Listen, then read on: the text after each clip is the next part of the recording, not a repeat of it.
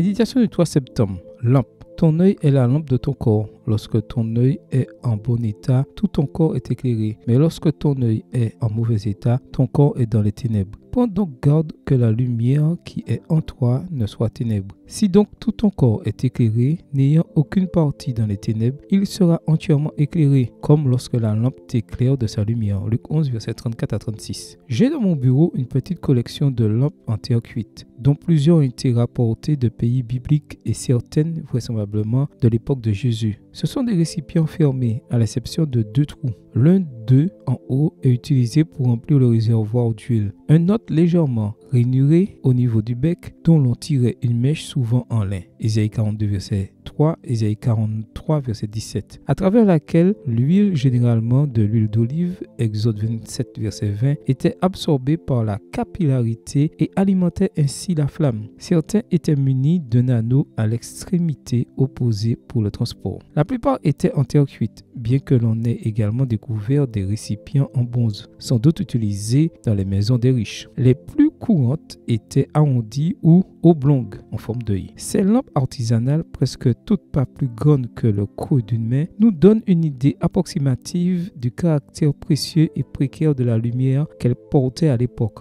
Il en dépendait pour pouvoir se déplacer dans la maison ou ses environs avec une certaine sécurité dans l'ombre de la nuit. Nos yeux sont les lampes de notre corps. Lorsqu'ils sont fixés sur le bien, notre œil est bon, à plus, c'est-à-dire sain, droit, entier, ne se détournant pas ou louchant vers le mal. Et tout notre être marche dans la lumière. Mais lorsque notre regard est tourné vers le mal, nous sommes comme des lampes égarées qui, au lieu d'éclairer, projettent leur propre ombre, aggravant leurs propres ténèbres. Une partie de notre mission en tant que disciples du Christ est d'être lumière, d'être les yeux de celui qui ne voit pas clair dans les ténèbres de sa vie. Lorsque nos lampes sont alimentées par la lumière divine, Psaume 112, verset 4, Psaume 119, verset 105, et qu'elles sont correctement dirigées, cette lumière brille dans tout ce que nous faisons. Souvent, nous n'avons pas besoin de prêcher avec des mots. Nos actions suffisent à faire comprendre si nous apportons la lumière ou si nous sommes porteurs d'ombre. Seigneur, éclaire-moi toujours pour transmettre ta lumière. Amen. Bonne journée à vous et que le Seigneur vous bénisse.